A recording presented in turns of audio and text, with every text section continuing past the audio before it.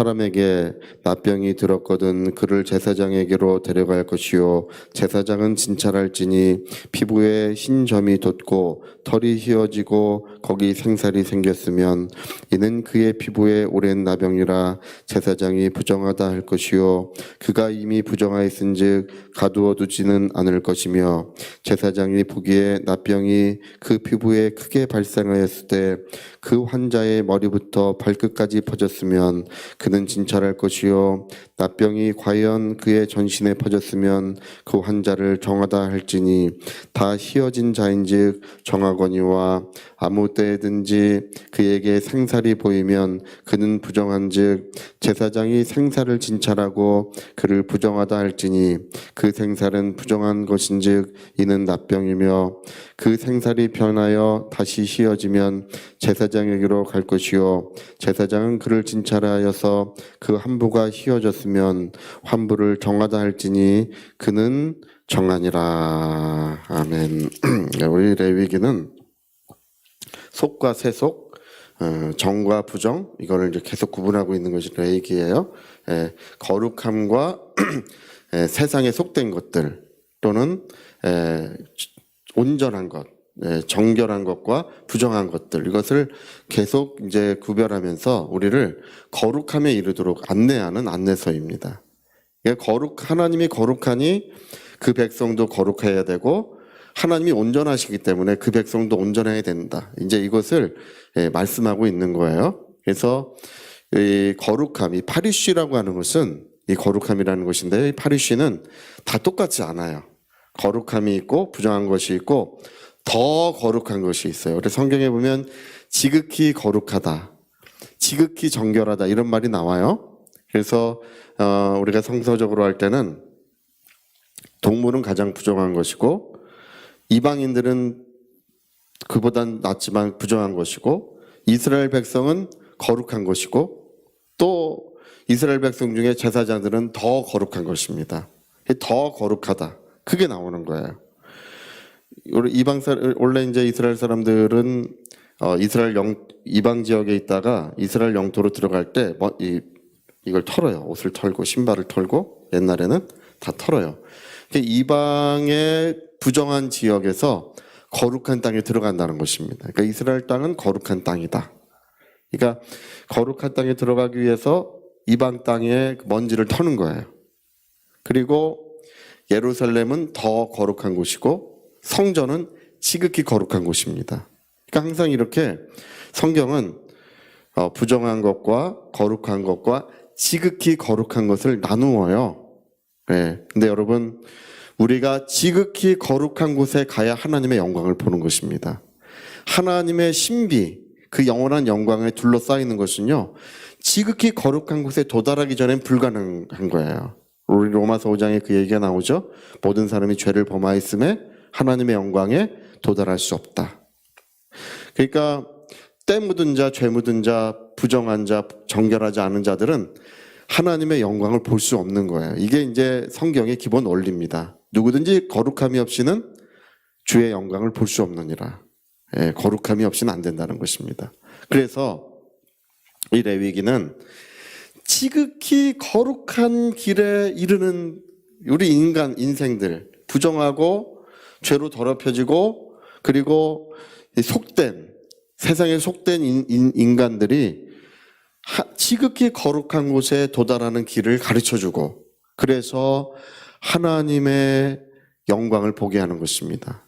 그 기이한 빛, 영원한 영광을 우리가 경험하게 하고 그 영광에 둘러싸이게 하는 거예요. 오늘 우리가 읽은 말씀은요 특별히 그것을 잘 가르쳐주고 있습니다. 오늘 읽은 말씀을 유의해서 보셔야 됩니다. 그리고 이 말씀을 깨달아야 합니다. 오늘 이 말씀이 되게 특이해요. 납병이 들린 사람이 있는데 머리에 납병이 들렸으면 제사장은 그를 데려다 부정하다. 몸에 들렸으면 부정하다. 다리에 들렸으면 부정하다. 이렇게 부정하다고 이 사람 납병 환자고 부정한 자라고 선언을 해줘요. 근데 이 사람 납병이 크게 발해가지고 머리부터 발끝까지 온몸이 다 휘어졌으면 온몸에 납병이 다 퍼졌으면 뭐라고 한다고요? 제사장이 그를 데려다가 정하다고 하라는 거예요. 정하다. 정결한 사람이다. 할렐루야. 그 이상하지 않습니까? 온몸에 납병이 다 들렸으면 가장 부정한 사람이잖아요.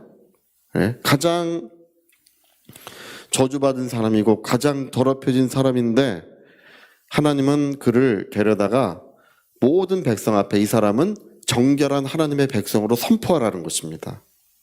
근데 또 그러다가 생살이 돋아가지고 납병이 일부 깨끗해졌으면 다시 부정한 사람이 된다는 거예요.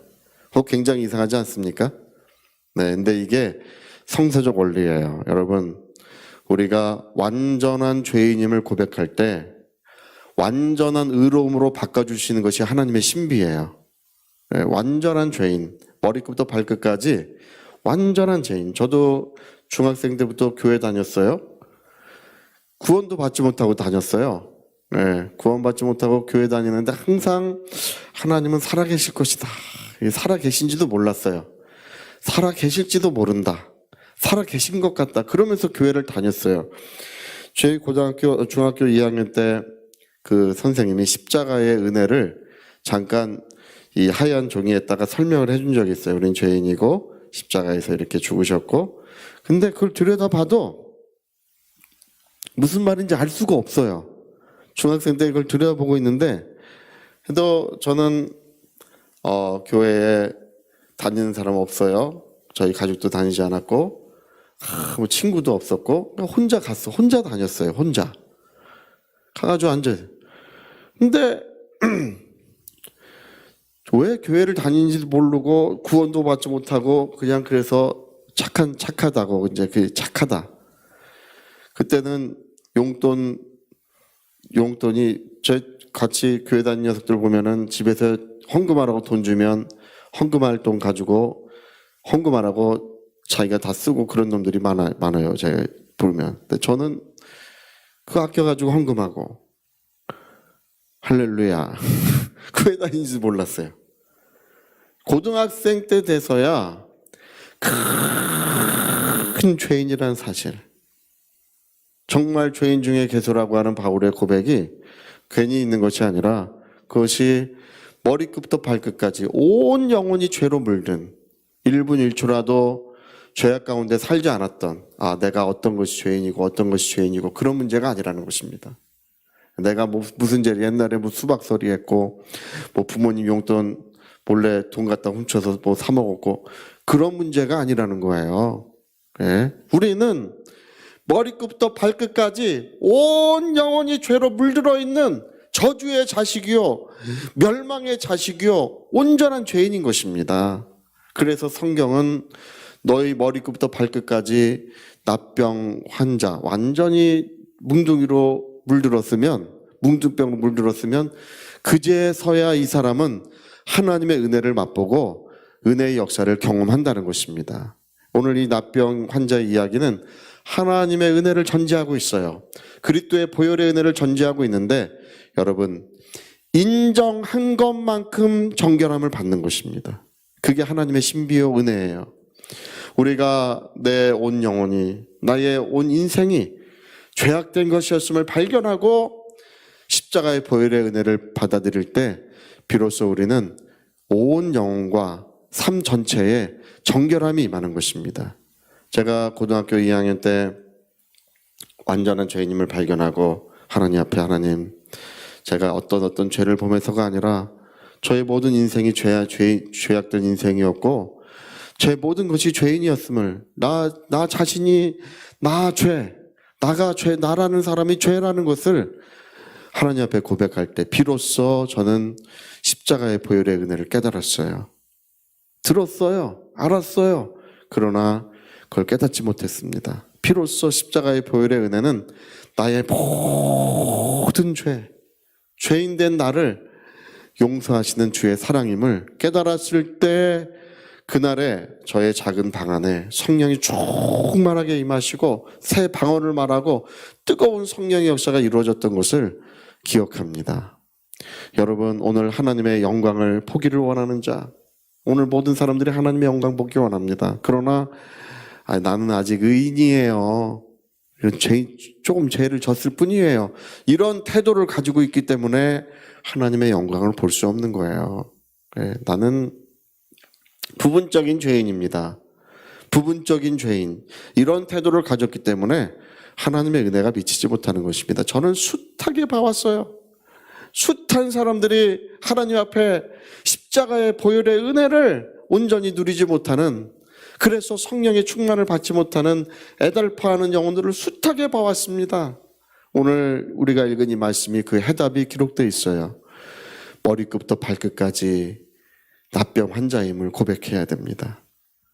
온 영혼이 죄로 물들었으며 1분 1초도 죄 없이 살 수 없었던, 죄가 없이 살지 않았던 자신의 과거를 하나님 앞에 온전히 고백할 때 비로소 십자가의 보혈의 은혜는 우리를 정결하게 할 것이요, 또 하나님의 영광은 그를 둘러쌀 것이며 그 영광의 충만함은 그 평생에 지속될 것입니다. 여러분, 찰스 피니와 D.L. 무디의 전도 사역을 비교했어요. D.L. 무디를 통해 구원받은 사람은 약 60%만 세상 떠날 때까지 믿음을 지속했다 그래요. 10명이면 6명만 예수를 끝까지 믿은 거예요. 찰스 피니를 통해 구원받은 사람은 8명 내지는 9명, 80%에서 90%까지가 죽을 때까지 믿음을 지속했다고 합니다. 나중에 그 이유를 분석해 봤어요. 왜 그런지. 이유가 뭘까요? 찰스 피니의 전도 사역은 온전히 죄를 깨닫게 하는, 온전히 우리의 영혼을 둘러비쳐 그 영혼이 얼마나 큰 죄인임을, 심각한 죄인임을 깨닫게 하는 역사가 있었고, 그러므로 십자가의 보혈의 은혜가 온전한 정결함을 줬던 것입니다. 예수 처음 믿을 때가 중요합니다. 그래야 평생 죄와 싸우지 않습니다. 일평생 죄의 전쟁터로 일주일도 정결함을 지키지 못하는 사람들이 있어요. 단 한 주일도. 그 전에 케네스 해기 목사님 그 얘기합니다. 어떤 사람을 위해서 기도하러 갔더니, 병든 사람을 위해서 기도했더니 하나님께서 그를 위해 기도하지 마라. 하나님 왜 그렇습니까? 그는 한 주일도 정결하게 살아본 적이 없다. 그런데 지금 이 사람은 믿음을 지키고 있으니 지금이 하나님께로 돌아올 바로 그때다. 이때가 아니면 다시 이 사람은 정결한 삶을 살지 않는다는 것입니다. 지금이 그때이니 이 사람 병든 것을 위해서 기도하지 말라고 하시더라는 것입니다. 여러분, 우리는 정결함을 받으셔야 됩니다. 그래야 하나님의 영광 보는 것이요, 일평생 하나님의 영광이 나타나시는 것입니다. 그 영광에 충만한 인생, 그 영광에 충만한 복된 삶이 이루어지시기를 예수님으로 축복합니다. 자, 우리 같이 한번 기도하시겠습니다. 우리 한번 기도하실 때, 오늘 마치 예수님 그 바리새인처럼 그 물도 발에 예수님 발을 씻을 물도 주지 않았던 자기 집에 초대한 바리새인처럼 부분적인 죄인임을 고백하는 인생들이 많습니다.